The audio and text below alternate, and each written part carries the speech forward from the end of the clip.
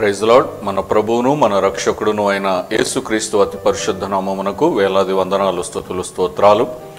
దేవుని ప్రియ సంఘమైన మీ అందరికీ కూడా ప్రభువునందు శుభములు. బెరాక బ్లెస్సింగ్స్, బెరాక ఆశీర్వాదములు అనుదిన క్లుప్త వాక్య ధ్యానములకు మిమ్మల్ని ప్రేమపూర్వకంగా ఆహ్వానిస్తున్నాను. ఈరోజు లేఖన భాగము 119వ కీర్తన 73-74 వచనాలు. నీ చేతులు నన్ను నిర్మించి నాకు రూపు ఏర్పరచెను. నేను నీ ఆజ్ఞలను నేర్చుకున్నట్లు నాకు బుద్ధి దయచేయము. నీ వాక్యము మీద నేను ఆశ పెట్టుకొని ఉన్నాను. నీ యందు భయభక్తులు గలవారు నన్ను చూచి సంతోషింతురు. బైబిల్ గ్రంథములో మనం చాలా శ్రేష్టమైన ప్రార్థన మనం ఇక్కడ చూస్తాం. క్రైస్తవులముగా, దేవుని బిడ్డలముగా మనము చాలా రకాలుగా ప్రార్థనలు చేస్తూ ఉంటాం. అయితే అందులో మెట్టుకు ఎక్కువగా శరీర సంబంధమైన ప్రార్థనలు మనకు వస్తాయి. నాకు అది కావాలి, ఇది కావాలి, నా పిల్లలు, నా ఉద్యోగము, వ్యాపారము, చదువులు, పెళ్ళిళ్ళు, పిల్లలు, ఇలా అన్నిటి గురించి ప్రార్థన చేస్తాం. మంచిదే. కానీ దేవుని బిడ్డలముగా, ఆత్మీయులముగా మనము దేవుని దగ్గర చేయవలసిన ప్రార్థన ఏమిటి? ఇక్కడ ఒక ప్రార్థన మనకు కనపడుతుంది. ఏమంటున్నాడు భక్తుడు? నీ చేతులు నన్ను నిర్మించాయి, నాకు రూపునిచ్చాయి, నేను నీ ఆజ్ఞలు నేర్చుకున్నట్లు నాకు బుద్ధి దయచేయము అని అంటున్నాడు. ఈ ప్రార్థన చూడండి.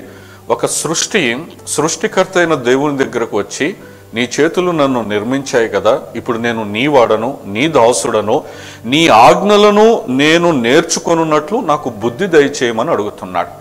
ఎంతమంది ఈ లోకంలో బుద్ధి కావాలని మనం ప్రార్థన చేస్తాం? బుద్ధి ఎవరికి కావాలి? బుద్ధి లేని వాళ్ళకే కావాలి. ఇప్పుడు నాకు బుద్ధి కావాలి అని నేను ప్రార్థన చేస్తుంటే నా పక్కన ఉన్నవాడు ఏమనుకుంటాడు?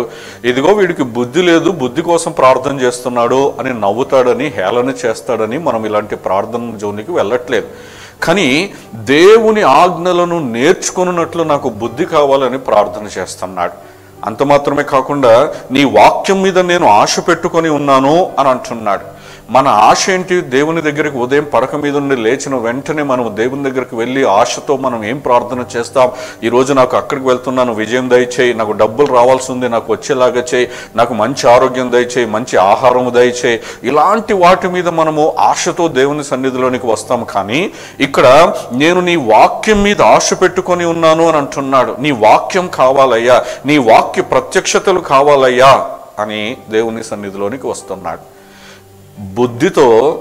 బుద్ధి కలిగి ఉండుట, దేవుని దగ్గర నుండి నేర్చుకొనుట, ఆ తర్వాత వాక్యం మీద ఆశ పెట్టుకుని ఉంటే మన సాక్ష్యం ఏముంటుంది అనంటే, నీ యందు భయభక్తులు గలవారు నన్ను చూచి సంతోషింతురు. దేవుని ఆజ్ఞల ప్రకారం నడుచుకునేవాడే బుద్ధిమంతుడు, నీతిమంతుడు.